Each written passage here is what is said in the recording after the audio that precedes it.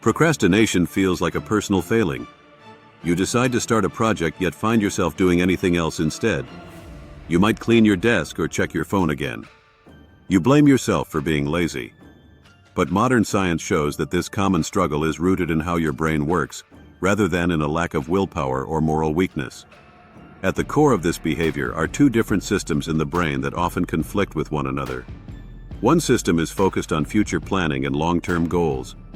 It lives in the front part of the brain and is responsible for thinking ahead, weighing benefits, and setting intentions.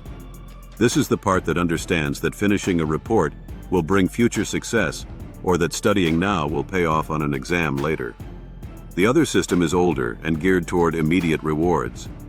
It evolved to help humans survive by seeking comfort and pleasure in the present moment. This part of the brain pushes you toward things that make you feel good right now.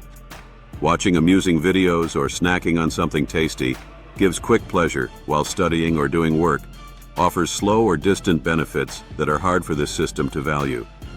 When these systems clash, the brain often favors short-term comfort. The planning system is good at understanding abstract future rewards, but it requires effort and discipline to engage. The reward-seeking system is quick and automatic, and it responds strongly to things that give an instant feel-good sensation. Because modern life is full of quick reward triggers, such as social media messages and games, this system gets constant stimulation. Tasks that matter in the future rarely provide such immediate feedback, so the brain loses motivation for them. A key chemical in this process is dopamine. People sometimes call dopamine the pleasure chemical, but this is only partly true. In fact, dopamine motivates the brain toward anticipated reward. It makes us want something rather than simply making us feel good after getting it. Small bursts of dopamine occur when we check a new message or see a new notification.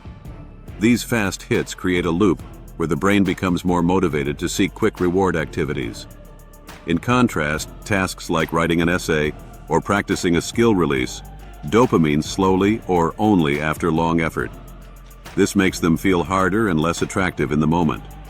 Another important factor is how the brain evaluates effort. The planning system can see the value of a future outcome, yet it also calculates how much energy, effort, and time a task requires. If the required effort feels high and the reward feels distant, the brain predicts a low-value choice and motivation drops. This evaluation is not a conscious decision, but an automatic calculation happening in brain circuits.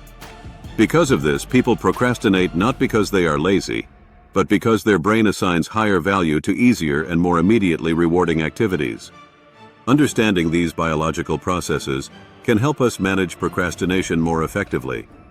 Instead of simply blaming yourself for lacking discipline, it is more helpful to create situations where your brain gets smaller immediate rewards for starting and making progress on work. Breaking large tasks into smaller pieces or rewarding yourself after short work sessions can help shift the balance so the planning system and reward system align more closely. Over time, this can make it easier to build habits that support long-term goals. In the end, procrastination is not a sign of moral failure. It is a reflection of how brains evolve to respond to reward and effort. Recognizing this can empower you to shape your environment and habits in ways that make progress feel more natural and rewarding.